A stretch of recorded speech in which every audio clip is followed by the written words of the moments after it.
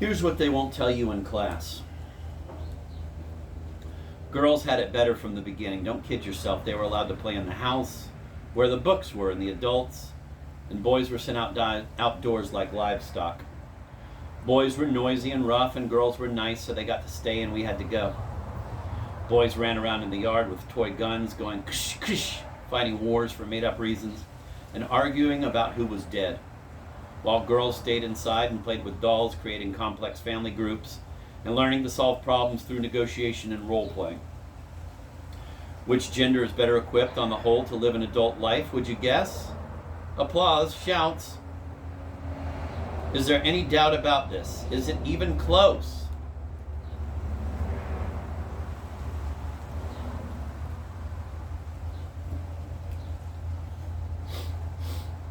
Adolescence hits boys harder than it does girls. Girls bleed a little and their breasts pop out. Big deal. But adolescence lands on a guy with both feet.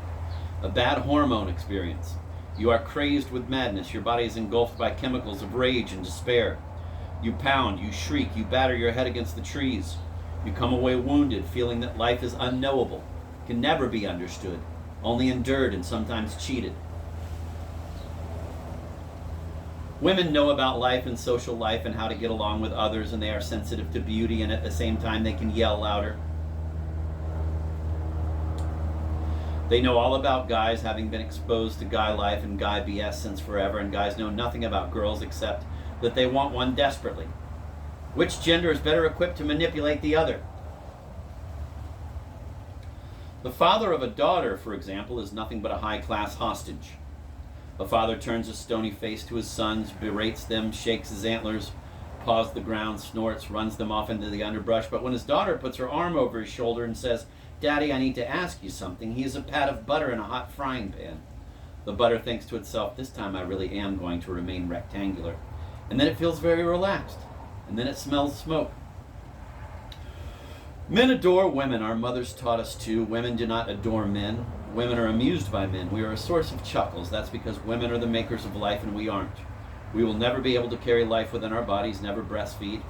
We get more than our share of loot, and we are, for some reason, incredibly brave and funny and inventive. And yet our role in procreation basically is to get crazy and howl and spray our seed in all directions. So we carry adolescence around in our bodies all our lives. We get through the car crash age alive and cruise through our early 20s as cool dudes, wily, dashing, winsome, wearing white socks and black loafers, saying incredibly witty things, shooting baskets, the breeze, the moon. And then we try to become caring men, good husbands, great fathers, good citizens, despite the fact that guys are fundamentally unfaithful. Audience reaction. A monogamous man is like a bear riding a bicycle. He can be trained to do it, but he would rather be in the woods, doing what bears do.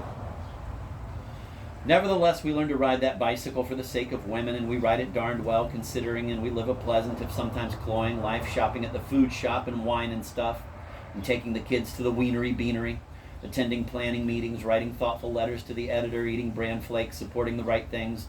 And we accept restrictions and limits, no smoking, jackets required, no left turn 4 to 6, and then, with no warning, we wake up one morning stricken with middle age, full of loneliness, dumb and pain. Our work is useless, our vocation is lost, and nobody cares about us at all. This is not bearable. In despair, we go do something spectacularly dumb, like run away with Amber, the cocktail waitress, and suddenly all the women in our life look at us with unmitigated disgust. Spectacular dumbness is a guy type of gift. Applause. We are good at great schemes and failed brilliance, and some eras seem to encourage this.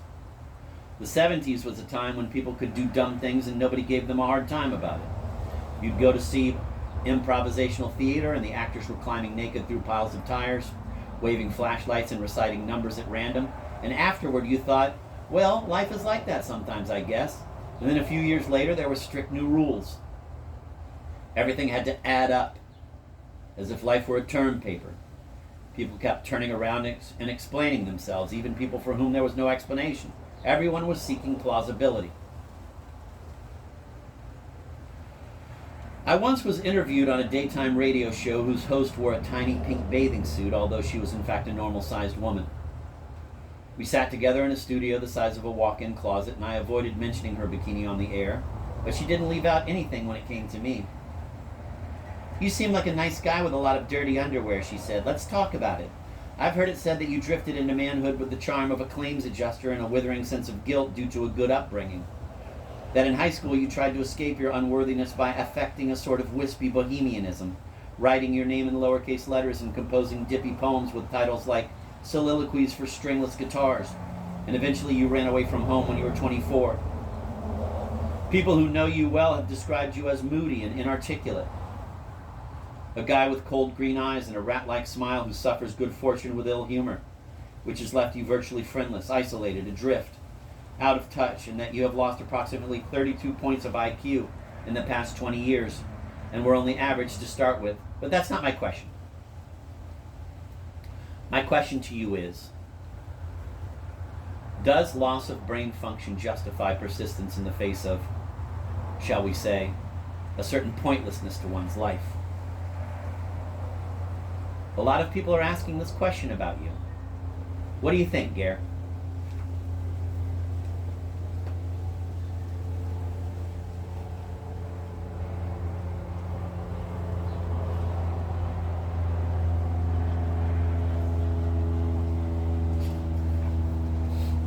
I will be honest, through most of her rather long question I was concentrating on her breasts, which were prominently displayed, particularly the left one, which was nearer to me. Audience reaction. I don't think that's true about my IQ, I said. I don't think I've dropped that far, I smiled. She said, and yet my question remains, is reduced mental capacity the clue to your career, or should we look for other explanations?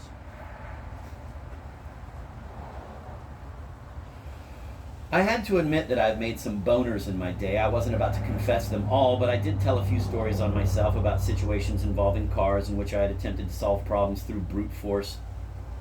She seemed genuinely amused by these anecdotes. Thank you, she said. That's all the time we have, and the show was over. I hope you don't feel I was too hard on you, she said.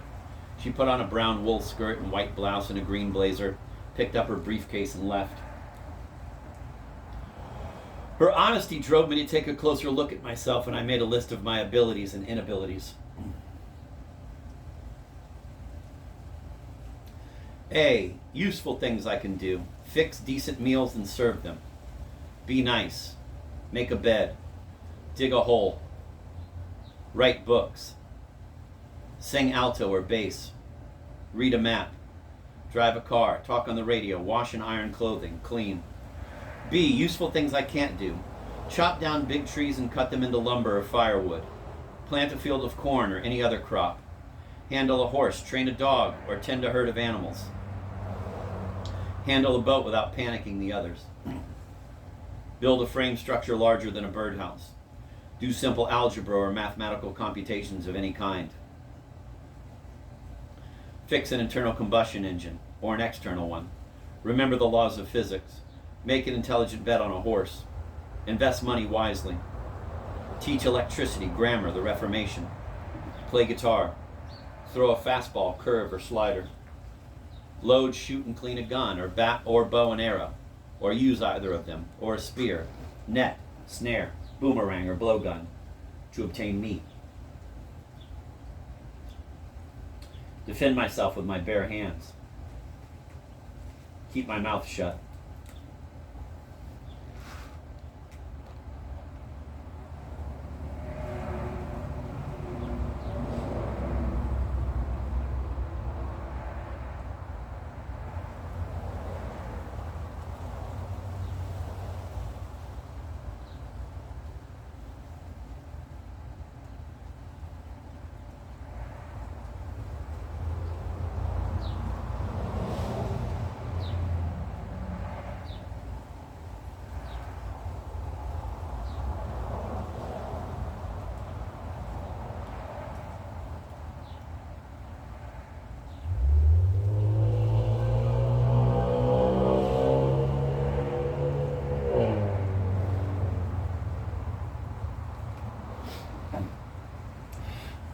Maybe it's an okay report card for a person, but I don't know any persons, don't know what they can do and can't do.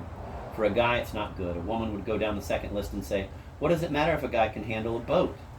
throw a curveball. Bag a deer, throw a left hook. This is 1993, but that's a womanly view of manhood. Laughter. Miss Wolfenberg, our second grade teacher, worked hard to instill a womanly view of manhood in us boys. She taught us that it was manly to be quiet and be nice, to be neat, to share and yet give a slight advantage to girls, to be studious and listen and do as she said. These traits, which she believed that girls innately possess, Miss Wolfenberg urged us boys to learn. And she made us repress our urge to push ahead, to grab, to fight, to struggle, to press forward in man's relentless quest for superiority and world domination.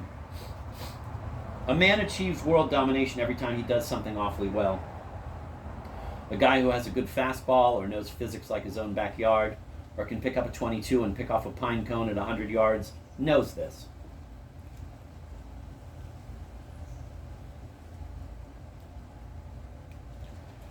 Guys need this feeling if they're going to survive. Guys know that we are going to lose sometimes, maybe lose a whole long string.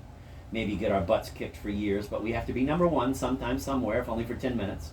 Or else we sag inside and become sad and careful. A guy who, when he stands up, you hear the tinkle of broken dreams.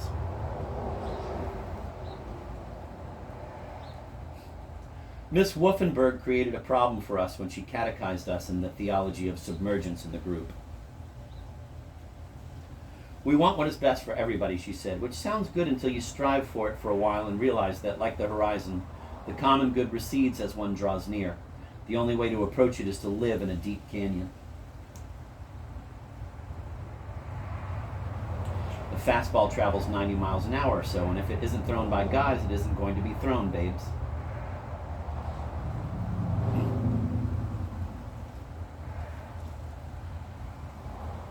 We go around with a sense that our gender peaked in the 18th century. The king, the court, the church, knighthood, guilds, all of that worked for guys. And in paintings by the old masters, guys look good, whether boy or burgher, hearty and flush, good-humored, bold, prosperous guys at their best. After that, guys vanished from art except for troubled self-portraits.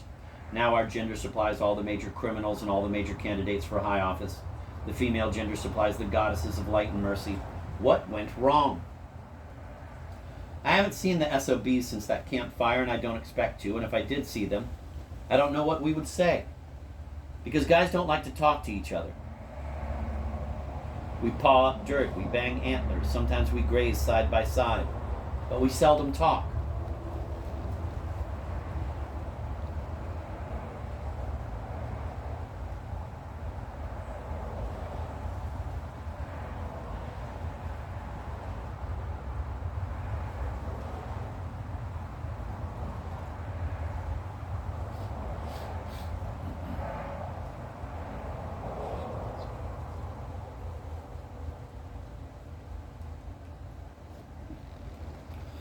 You can fly off to the rainforests of Rawalpindi and attend the tribal gathering of world men and dance around pounding your tom-toms, chanting ancient guy chants, grunting guy grunts, painting your body with guy markings, squatting around the fire, and telling ancient guy myths. But the biggest myth of all is that men can open up to each other and share their secrets. Oh yeah!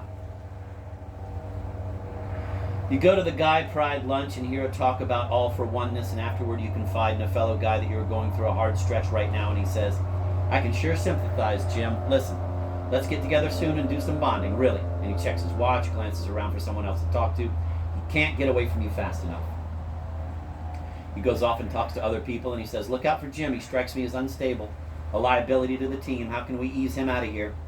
Men are capable of this. You should hesitate to tell a guy you feel bad. It may embarrass him, and he won't talk to you for months. Or it may excite him, and he will think of ways to get your house or at least some of your savings. Men need women to talk to and tell the truth to.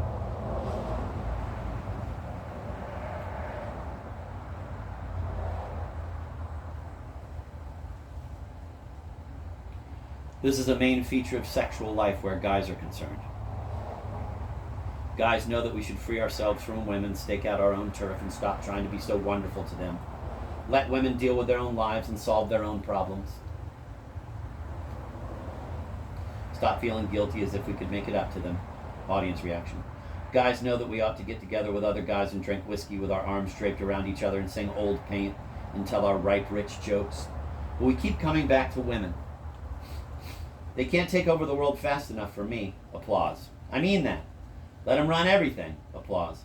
They should take over business and government and manage society and finance and let guys be artists and hobos. We are delicate as roses in winter and need to be wrapped in warmth or else we die. Laughter. I don't know why I said that except that it's written down here and also it's true. Laughter.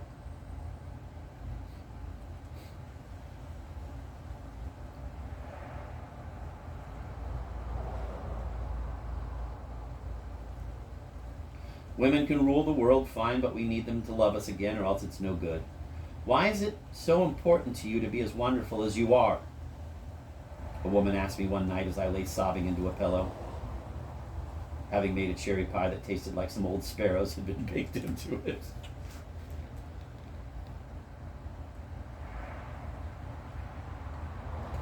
I'm going to reread that line. Why is it so important to you to be as wonderful as you are? A woman asked me one night as I lay sobbing into a pillow, having made a cherry pie that tasted like some old sparrows had been baked into it. Why can't you just be yourself? I am trying to do that, my darling.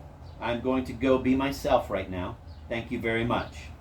Applause and audience reaction.